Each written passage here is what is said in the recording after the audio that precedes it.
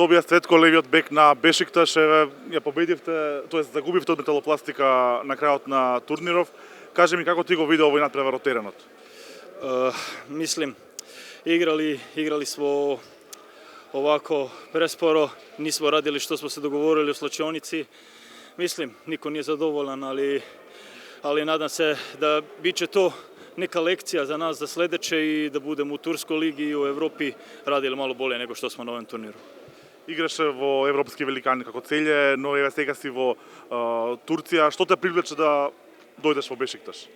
Mislim, ne znam, iskreno bila najbolja ponuda, baš se mi sviđa klub, to je veliki klub, svi uslovi su bili korektni, tako da, mislim, ne mogu ništa loše da kažem, stvarno Bešiktaš je jedan velik klub i ja mislim da je to dobro za moju karijeru.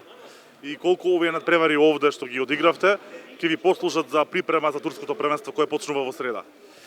Pa, mislim da je to mnogo značilo, ali imali smo nesreću sa otrovanjem, mnogo igrača nam se otrovalo, mislim da zbog hrane u hotelu, ali onda se nam je još drugi srednji povredio, tako da smo igrali cijelo ovaj turnir smo igrali samo s jednim igračom na sredini, tako da bilo baš teško za sve nas, ali izdržali smo, šta da kažem, nismo ovako završili kao smo se nadali, ali ništa, sad tursko prvenstvo, glavo i fokus samo na to i dalje.